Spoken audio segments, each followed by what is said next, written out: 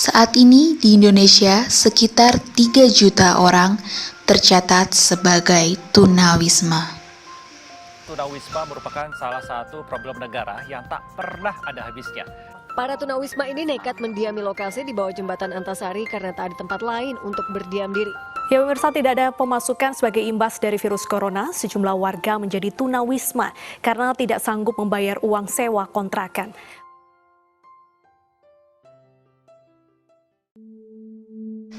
Menyandang permasalahan kesejahteraan sosial atau PMKS seakan tak ada habisnya. Di antaranya tunawisma yang terus bertambah. Komisi Hak PBB pada 2022 mencatat tunawisma di Indonesia mencapai 28.000 jiwa. Angka ini terbanyak nomor 6 di dunia setelah Manila, New York, Los Angeles, Moskow, dan Mexico City. Tingginya arus urbanisasi bermotif ekonomi jadi salah satu tingginya penyebab angka tersebut. Salah satunya di kota Yogyakarta, para gelandangan yang berjuang membanting tulang untuk memenuhi kebutuhan di tempat jalanan. Mereka berpanas-panasan dan rela hidup di jalanan setiap harinya tanpa memikirkan fisiknya.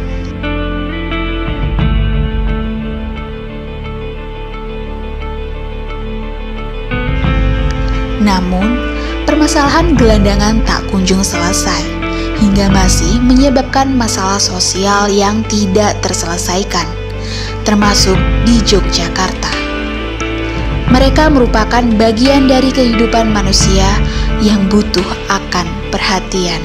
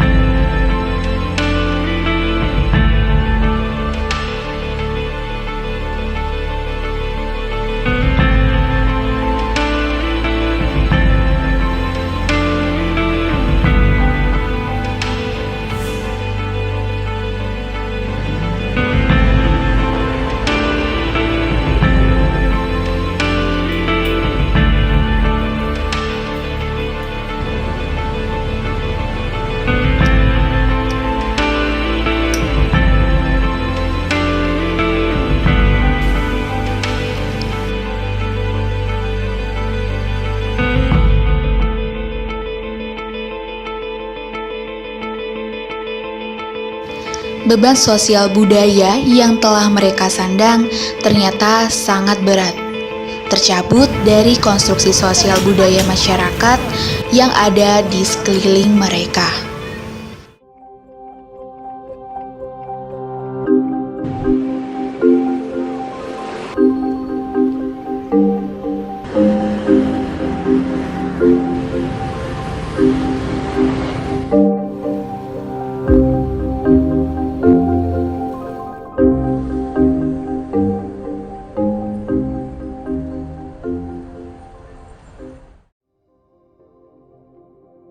Tertuang pada Perda Daerah Istimewa Yogyakarta Nomor 1 Tahun 2014 tentang penanganan gelandangan dan pengemis, menjelaskan bahwa pemerintah memiliki kewajiban untuk menjamin dan memajukan kesejahteraan warga serta melindungi kelompok rentan seperti gelandangan.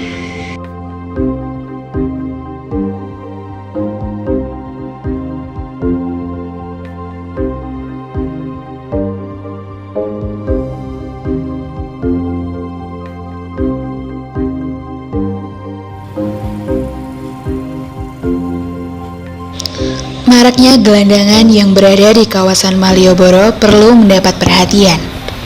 Mereka membantu memilah dan mengurangi sampah kota. Tetapi mereka sering dianggap sebagai warga kelas sampah yang datang tahun demi tahun, termasuk Pak Sucipto dan Mbah Tejo. Terik matahari dan lelah membuatnya tetap memanfaatkan peluang untuk hidup. Mereka hidup dalam keadaan tidak sesuai dengan norma-norma kehidupan yang layak dalam masyarakat setempat, serta tidak memiliki tempat tinggal dan pekerjaan yang tetap di wilayah tertentu dan hidup mengembara di tempat umum. Teng Malioboro, kan golek rasa-rasa ini sekitar ini kan luwih seneng. Ono bapake gendul-gendul kan resik. Terus uwo-uwo sok kayak keteng tak sampah. Kemudian petugas ya itu, Bapak udah makan belum? Belum. Nah ini tuh untuk makan. Ya 25, ya 20, ya 50. Makasih ya Pak. Ya.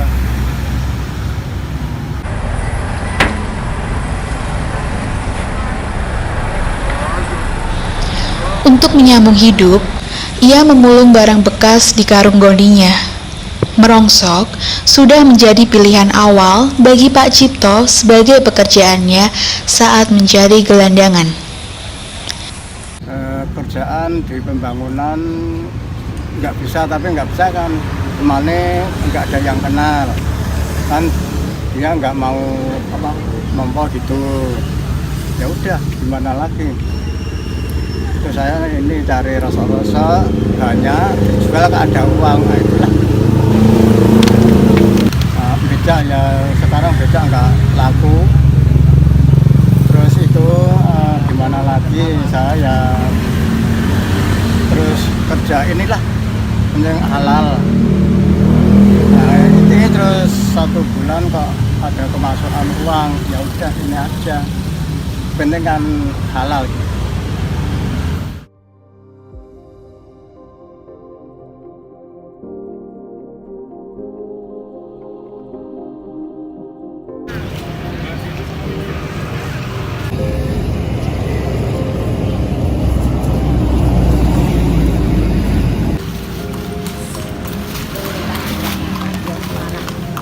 Perjuangan hidup memang harus dilalui dengan panjang. Keadaan bukan menjadi suatu halangan. Kondisi hujan pun tetap harus dilalui. Begitulah yang harus dilakukan Pak Cipto yang sudah 6 tahun lebih menggeluti pekerjaan sebagai pemulung barang rongsok. Botol plastik bekas menjadi sumber penghasilan baginya.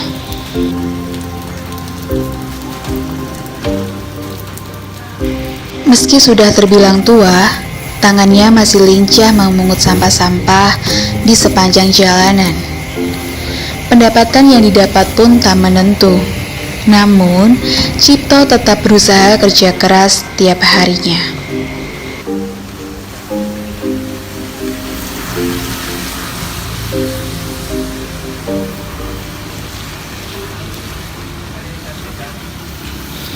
Pak Cipto terpaksa hidup menggelandang di Jogja dengan tempat berteduh hanya mengandalkan lahan tempat yang kosong.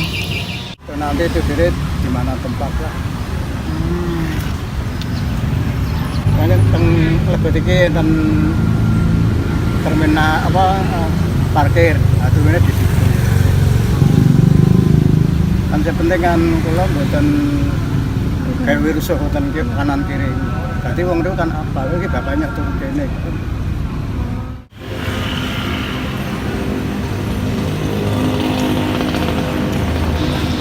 Hal ini juga turut dirasakan oleh Mbah Tejo yang juga hanya berdiam menggelandang di kawasan Malioboro. Kalau keluarga tiaga, kalau wong lula, wong yatim, di wong wonku di Jawa Paket wong lula, wong yatim, yatim. Masa saya itu akeh tiang.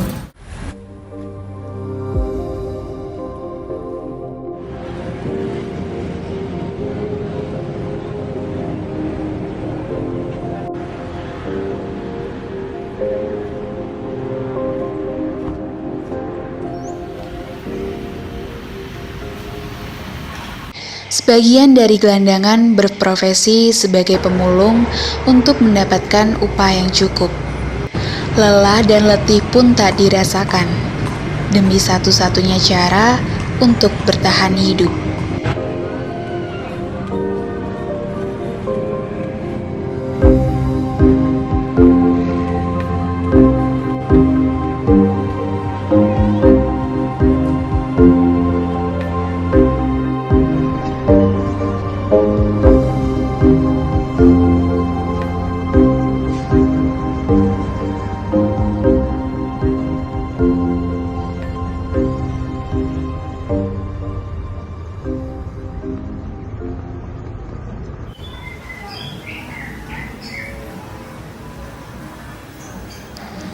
Di titik lain, tak hanya mereka yang merasakan pahitnya hidup menggelandang. Tak cuma kerja keras mengais rezeki, tetapi bertahan hidup adalah tujuan paling utama. Pak Joko salah satunya. Kalau nama saya itu Joko Santoso. Terus umur saya lahir tahun 1970, berarti sekarang 51-52 ya. Saya nggak punya siapa-siapa, saya nggak anak gelandangan, kondisi saya sekarang nggak bisa kerja. Saya tuh ngerongso itu awal-awalnya tuh nggak pingin kerja ngerongso itu awal-awalnya nggak pingin ya, dari rumah ya cari kerjaan yang bagus, pekerjaan yang diakui. Buruh kan termasuk diakui, walaupun untuk kuli bangunan tuh udah diakui sama negara. Kalau ngerongso mana diakui, nggak ada di KTP pekerjaan mulu, nggak ada. Kalau buruh ada, tani ada. Panasnya terik matahari tak menyurutkan semangatnya dalam mengais pundi-pundi rupiah. Malu tidak berlaku bagi Joko. Baginya hanya satu. Yang penting hasil kerja kerasnya dapat memenuhi kebutuhan perutnya. Nggak ada salahnya saya memanfaatkan barang yang sudah tidak dimanfaatkan oleh orang lain.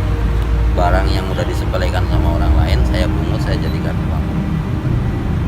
Barang yang sudah dianggap sampah, bisa saya jadikan makanan enak sehari-hari.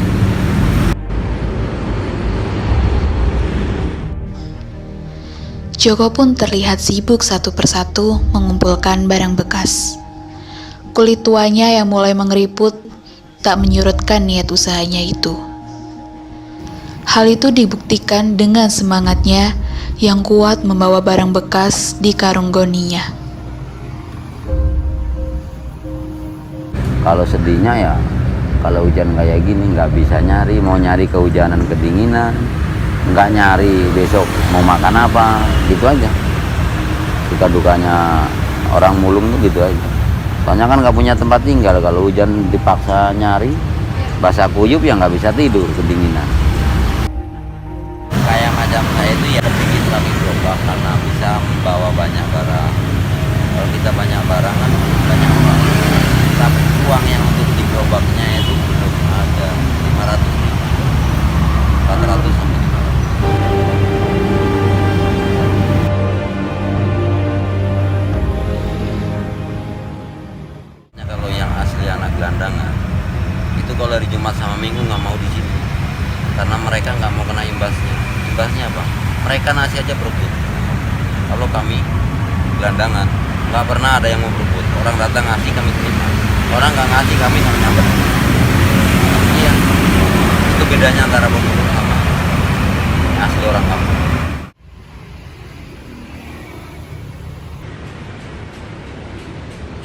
Kalau mandi saya biasa di asrama lagi karena ada kali jernih. Banyak yang mandi di sana. Kalau di sini paling hanya buang air kecil. Kalau mandi tidak. Kalau buang air besar itu dibebas. Kalau untuk pemulung tukang becak dibebasin.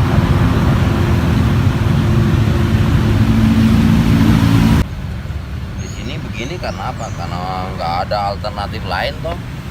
Coba ada saya ngajak, ayo kerja proyek, berangkat saya. Kan lo kerja proyek itu lebih bagus daripada ngerongso. Ternyata di kampung orang itu kerja kalau nggak ada yang kita kenal, nggak ada yang bawa kita, itu nggak bakalan bisa. Walaupun itu di proyek, kalau nggak ada mandor yang kita kenal atau pemborongnya yang kita kenal, nggak bakalan diterima. Walaupun ada identitas, iya susah.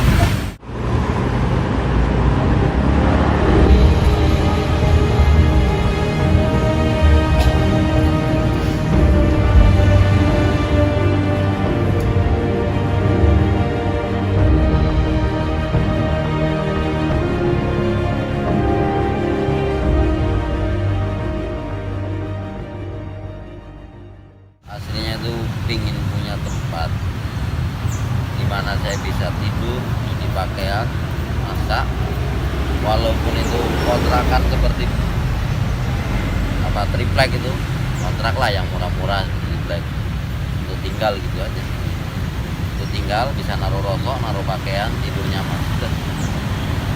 Ya mudah-mudahan nanti bisa terkabul gitu. Pada Perda Bab 1 Pasal 1 menjelaskan bahwa pemerintah wajib melakukan upaya rehabilitatif sebagai sarana pembinaan dan perlindungan bagi gelandangan. Panti Hafara yang berlokasi di Kasihan Bantul, Yogyakarta pernah menjadi bagian dari kehidupan Joko sebagai wadah perlindungan tempat tinggal bagi dirinya. Dulu sempat lari ke Hafara, tapi sekarang Hafara udah lain. Hafara Kasihan anak. Hafara itu kan sekarang khusus rumah singgah jompo. Kalau dulu rumah singgah anak jalanan, sekarang berubah jadi dibisniskan jadi rumah singgah orang-orang jompo. Dulu itu walaupun bagaimana saya punya nama membangun Hafara, karena tanpa ada saya serombongan nggak bisa Hafara itu dibangun. Untuk siapa yang menghuni kalau dibangun? Dana dari negara mana turun kalau nggak ada tanda tangan penghuni? Tapi akhirnya sekarang dirubah menjadi apa? Rumah singgah untuk jompo. Sedangkan rumah singgah untuk jompo itu pasti orang-orang yang mampu bayar di situ. Kalau dialihfungsikan gitu loh. Sejak 3 tahun terakhir, Panti Hafara berubah menjadi wisata rumah jiwa Hafara untuk mengubah pandangan tentang anak jalanan, lansia, dan ODGJ.